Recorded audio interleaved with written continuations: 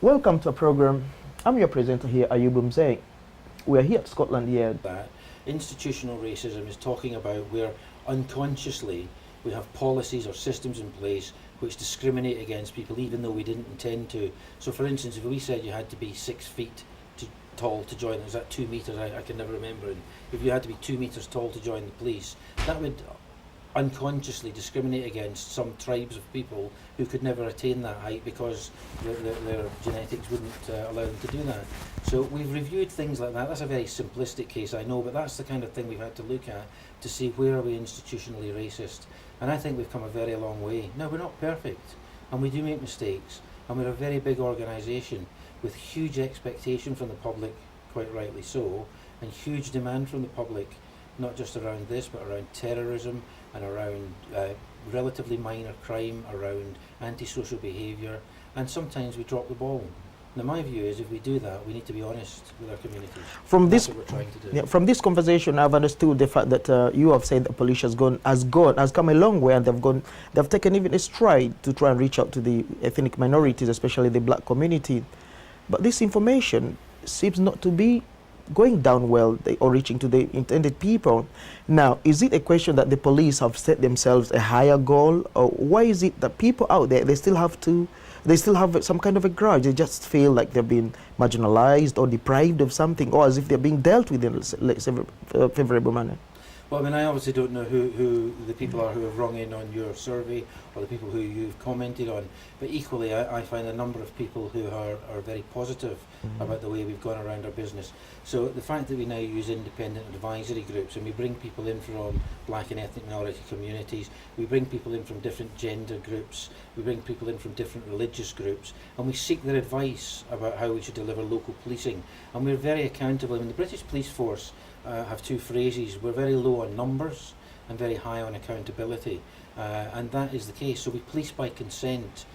I remember, because I was a young cop at the time of the riots that we saw in some of the inner city areas, which primarily were around the black and Asian communities. So I worked in Bristol at that time, in St Paul's, and I saw the effect that the way that we were involved in policing was having on communities. And I can tell you now that we have moved miles from the way policing was delivered those 20 years ago. Events like Stephen Lawrence, unfortunately, are still reminders to us that there is a long way to go in working with communities. Now, you're telling me a lot of people are unhappy. I'm sorry to hear that, but I'll equally say to you there are a lot of people who I could bring into this room or who could go into a community with you now who would say the police are doing a much better job and continue to do a good job for us. But there's room for improvement, and if there are specific issues there, then I'd be more than happy to address those and to take them on board to see how we can make improvements to make the community feel safer, to make them feel that we do value their complaints and that we will deal with them. Cut. As an officer who is in charge of murders and serious crime, let me say, what has been your challenges? For example, when you go out there, you meet people, they speak Swahili or Yoruba or Igbo. You are an Englishman. How do you try to break that barrier down? For example, if you are investigating a very serious crime, you need to get intelligence, and this intelligence has got to come from the community. How do you break the barriers down, or how successful has your work been, given the cultural differences? How have you managed to do that? Well, first of all, I'm not English, I'm Scottish, but I take your meaning. Okay. Yeah. And there's an example, because I have a different cultural background, but I'm assumed to be English or British. Well, we recognise that, and of course we're not going to have the language skills to necessarily be able to get inside these communities and to explain. So we have a series of processes in place.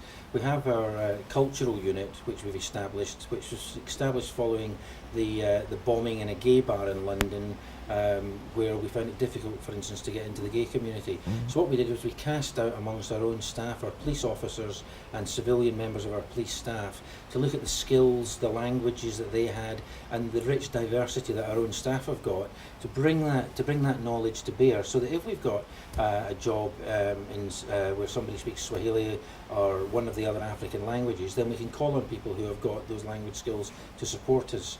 And there was an example around the Damilolo Taylor case where the officers were making house-to-house inquiries, and as it happened, one of the female police officers who knocked on a particular door, which was an African family living in this house, she heard the child shout through to the back, it's the police at the door, and she heard the woman in the back come back in either Swahili or an African language saying, don't let them in, you know, tell them to go away, that we're not interested. And the woman police officer understood the language, she spoke the language, and was able to shout back something like, "Mother, don't worry, we're only here to help and we want," and it broke down the barrier immediately, and because she spoke the language, we were able to get into that family and get important information. Now that's just one example of where we do understand the value of the richness of diversity and having as many people as we can to help us to get inside communities. So we use our own cultural community units within the Metropolitan Police. We use interpreters who have got specific language skills if it's around language that's a barrier. It could be around deaf awareness, it could be around mental health issues, a whole range of diversity, and we have people in place who can help us with every one of those issues.